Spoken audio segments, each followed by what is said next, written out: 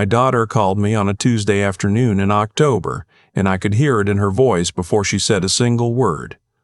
I was sitting on my sister's back porch in Savannah, Georgia, watching her husband smoke a brisket on the grill, and I'd been looking forward to that brisket for 3 days. But the moment my phone rang and I saw my daughter's name on the screen, my stomach dropped. Not because she called often, she did, but because there's a particular kind of silence that comes right before someone tells you something they've been dreading to say. I've been a father for 34 years. I know that silence. "Dad," she said, "he's been in your study." I set my sweet tea down on the armrest. Slowly.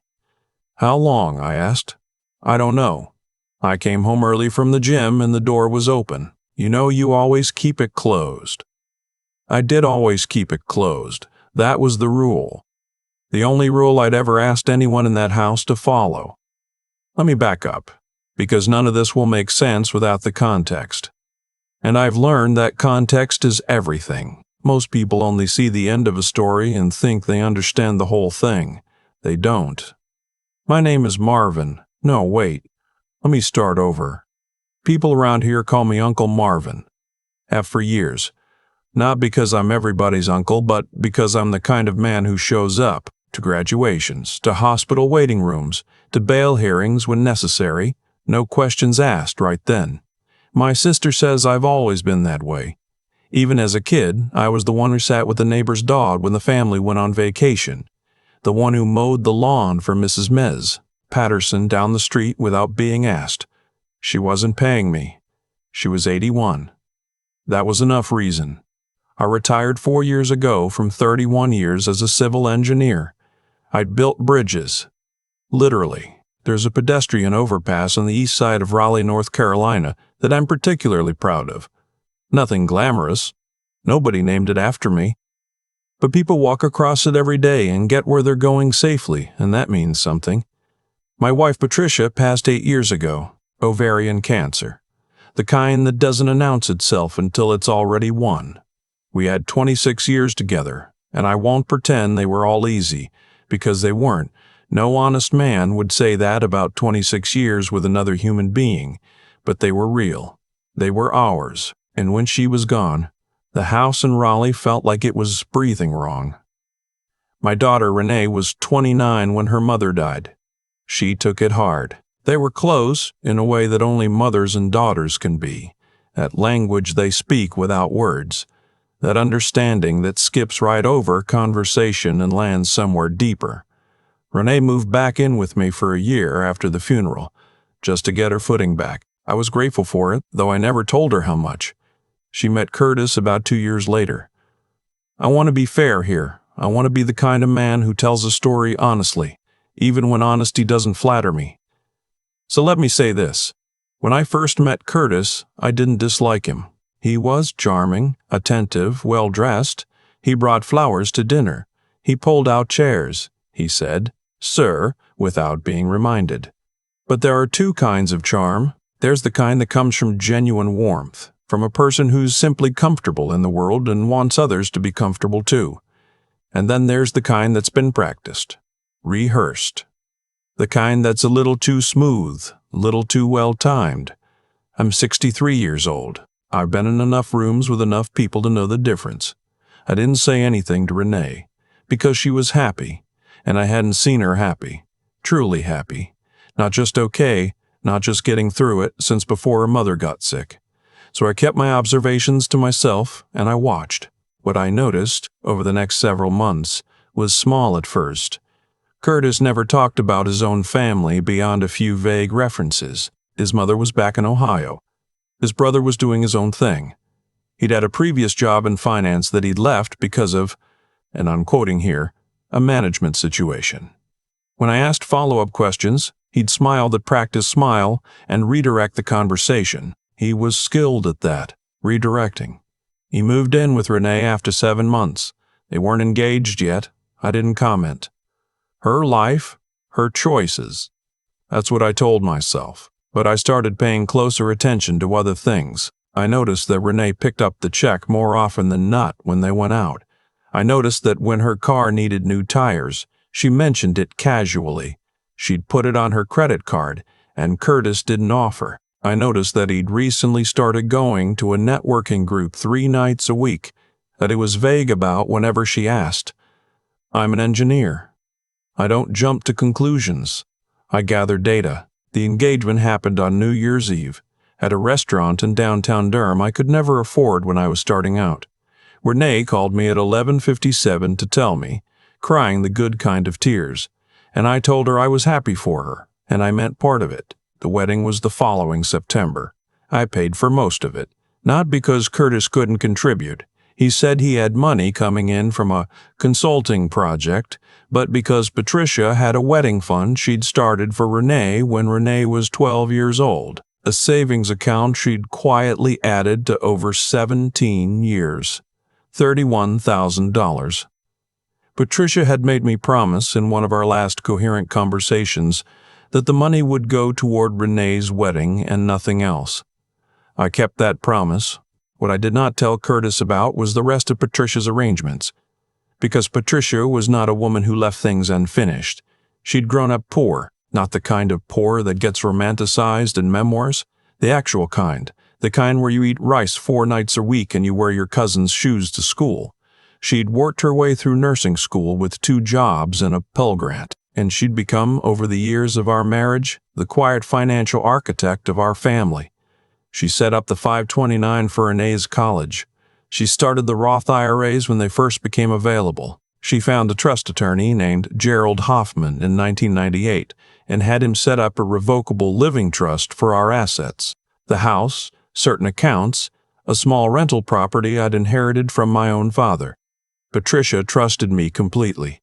But she also knew me. She knew that I was better at building bridges than at managing the complicated emotions that come with money inside a family. And so she'd created a structure that did the managing for me. The trust protected the assets. The terms were clear. Our daughter had interest rights, but not direct access until she turned 40 or until I was gone, whichever came first. Renee knew about the trust in general terms. She knew her mother had set it up. She knew it meant she was taken care of. Curtis did not know the details, and I saw no reason to tell him. After the wedding, they moved into Renee's condo in Carridoon, a 2-bedroom she'd bought herself with her own salary as a pediatric occupational therapist. That was Renee. She'd always been self-sufficient that way, her mother's daughter. She never asked me for money she didn't need. Curtis asked, though. Not Renee. Curtis. It started subtly. He mentioned at Thanksgiving that first year that they were thinking about upgrading to a larger place, something with a yard. He looked at me when he said it. I nodded and said that sounded nice. At Christmas, he asked if I'd ever thought about liquidating some of my real estate holdings, since the market was good. I told him the rental property wasn't something I was looking to sell. He smiled and said he was just curious. By the following spring, it was less subtle. He'd asked Renee to ask me whether the trust could be restructured to give them earlier access to funds.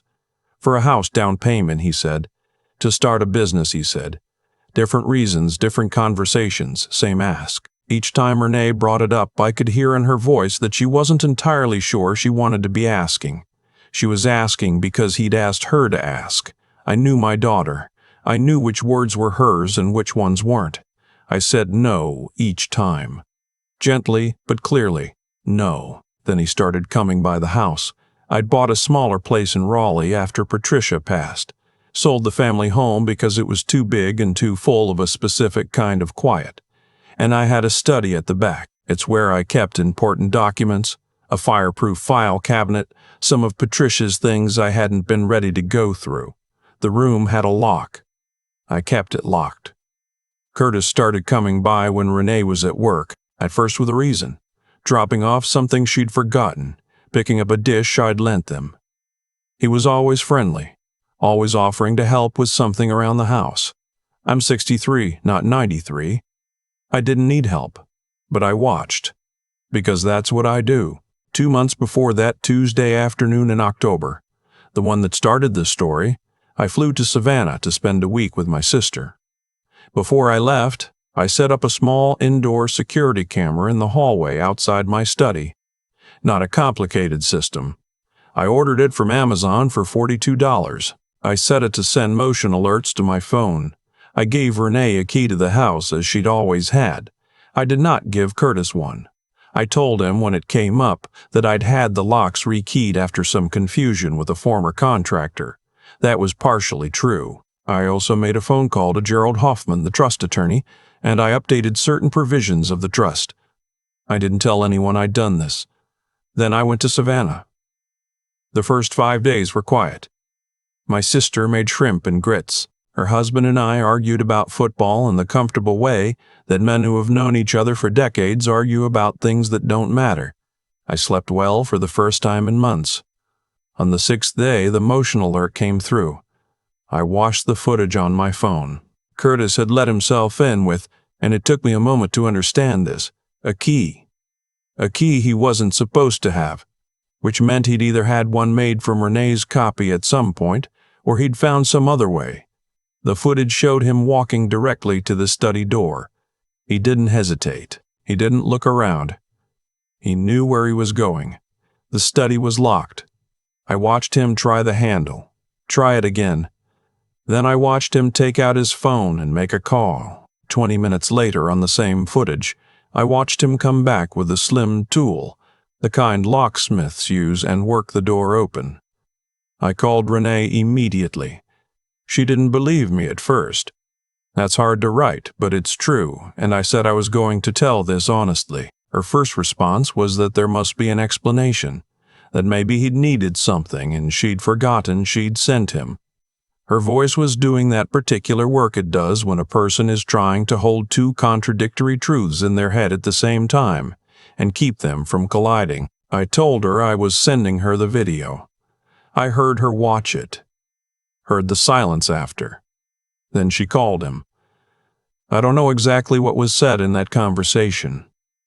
I wasn't there. What I know is that 40 minutes later she called me back, and she was crying the other kind of tears, the ones that don't feel like relief at all. He'd told her he was trying to help, that he was looking for documents related to the trust because he'd been talking to someone, a financial advisor, he said, though he couldn't name one clearly, who'd told him there were legal strategies for accessing trust funds early that my attorney hadn't disclosed. He said he was doing it for them, for their future. She asked why he'd used a lockpick on my door. He said he'd found it on YouTube. That it was a common technique. I drove back from Savannah that night.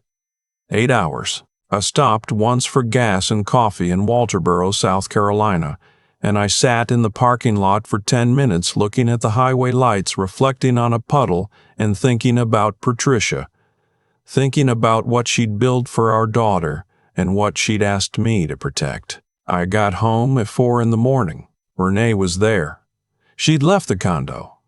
She was asleep on my couch under the blanket from the hall closet, the one Patricia had crocheted during a long winter in the late 90s. She looked young, asleep, the way children always do, no matter how old they get. I didn't wake her. I made coffee and I sat at the kitchen table and I went through my phone. I looked at the footage again. Then I called Gerald Hoffman's emergency line. I'd had it for years, never used it before, and I left a message. He called back at 7:15. Gerald, I said, we need to move. There's something I should tell you about the filing cabinet in my study. Curtis thought it held financial documents, account statements, trust paperwork, maybe physical certificates or deeds, things with numbers on them. That's what someone looks for when they're looking for leverage over another person's financial life. He wasn't entirely wrong that there were important things in that cabinet, but the most important thing in it wasn't a document at all. Patricia had written letters. She'd started writing them in the hospital, in the weeks when she was still lucid, but we both knew the time was finite. She wrote one to Renee, she wrote one to me, and she wrote a third one, which she'd sealed in an envelope and labeled in her handwriting, her precise nurse's handwriting, with 3 words, for when needed. She told me to use my judgment about when that was. I'd read it once, the week after she died, and then I'd put it back in the cabinet and locked the drawer and hadn't opened it again. I wasn't ready. I didn't know if I'd ever be ready. When Renee woke up that morning, around 9, and came into the kitchen with her eyes still swollen, I poured her coffee and set it in front of her, and then I went to the study. I unlocked the cabinet. I took out the envelope. I brought it to the table. She looked at it for a long time before she picked it up. I didn't say anything. Some moments don't need words. She read it slowly.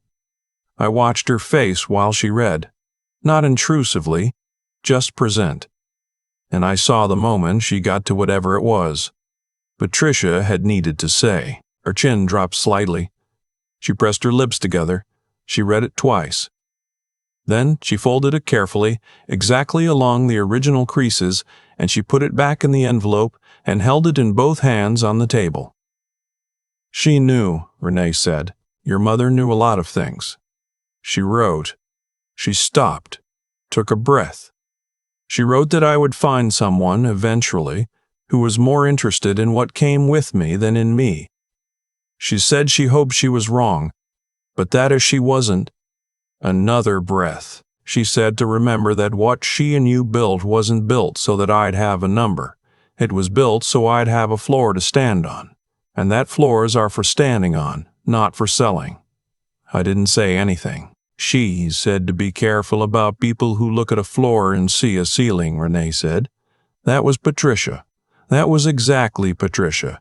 Gerald called back at 11 with a full picture of our next steps. The trust was structured in a way that made any unauthorized access claims meaningless. Curtis had no standing, no legal theory that would work, and the provisions I had updated in September had made the structure even more airtight. The security footage, Gerald said, would be useful if it came to that. The lockpicking was clear enough on video that it constituted unlawful entry, regardless of the marriage relationship.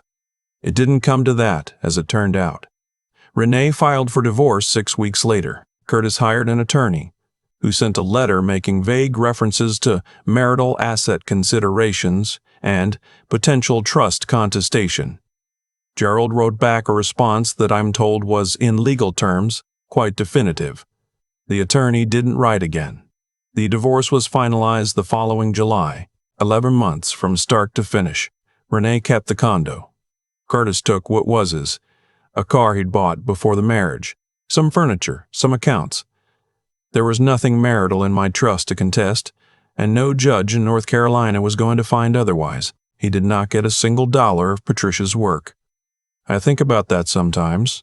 When I'm in my study, with the filing cabinet in the corner and the desk where I used to grade my own mental arithmetic after long days at the office, I think about a woman who grew up with nothing, who worked herself through nursing school on 2 jobs and a Pell Grant, who quietly and methodically spent 3 decades building something that would still be standing after she was gone. She built it for Renee, but she also built it knowing that Renee would need it protected, and that I was the one who'd have to do the protecting. I think about that afternoon in Savannah, watching $42 security footage on my phone, and being grateful, genuinely, quietly, bone-deep grateful that I'd listened to my instincts, that I hadn't told him more than he needed to know, that I'd made the call to Gerald in September, that I'd kept the room locked. Renee is doing well now. Better than well, honestly. She took up running after the divorce, which I did not expect. She'd always said running was for people with something to prove, and she did her first 10K last spring in Raleigh. I stood on the sidewalk near the finish line with a sign her friend made that said "Go Rainey," and letters large enough to be embarrassing, and when she crossed the finish line, she was grinning like she was 12 years old. Her mother would have had the better sign, I'll tell you that. We don't talk about Curtis often. When he comes up, it's usually matter of fact, the way you mention the storm that passed. It left some damage. You cleaned it up. You moved on.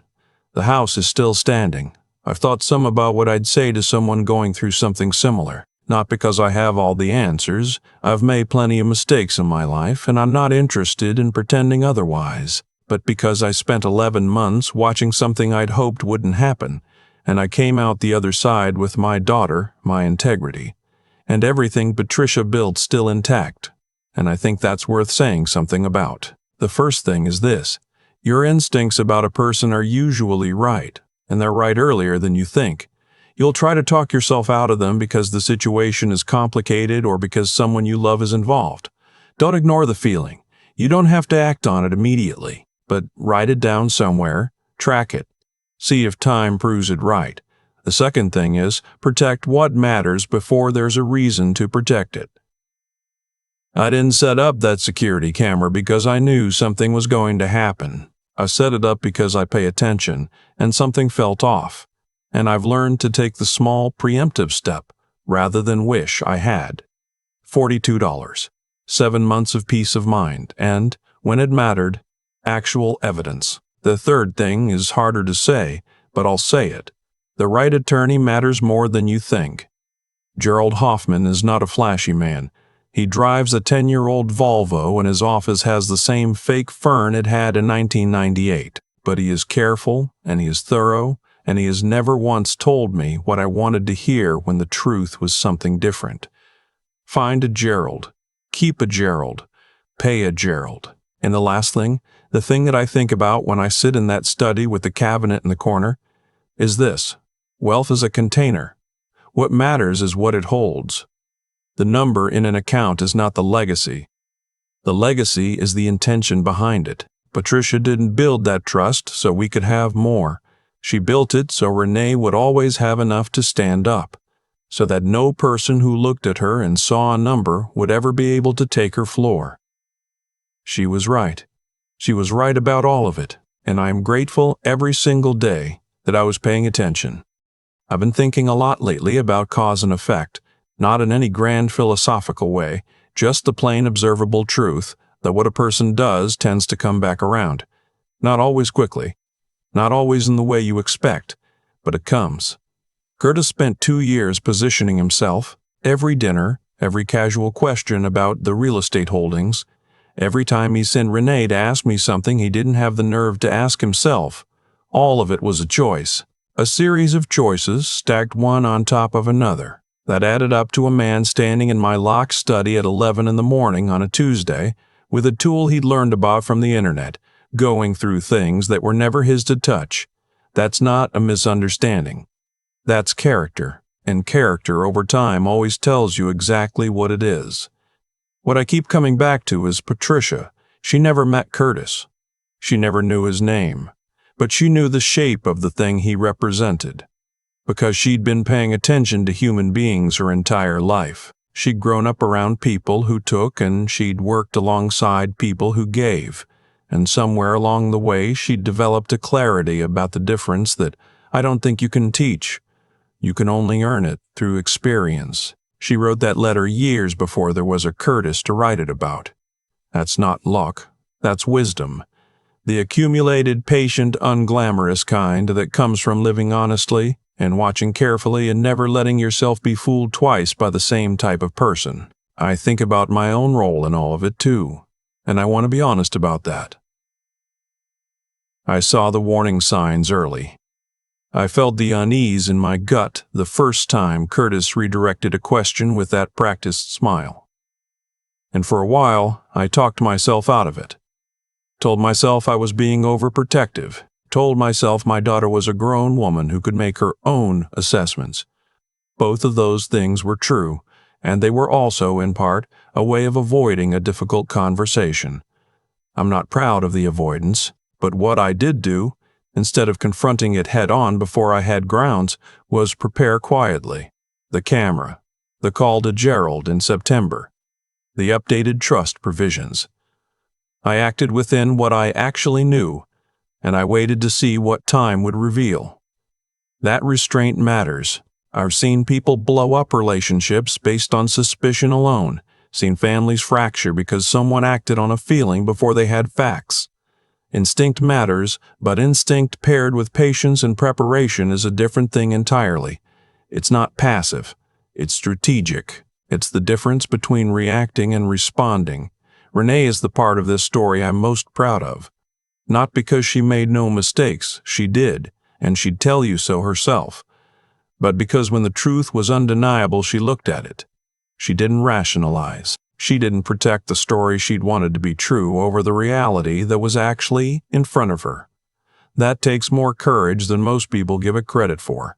It is genuinely hard to let go of a future you'd imagined. And she did it anyway. That's not something I taught her. That's something she built in herself.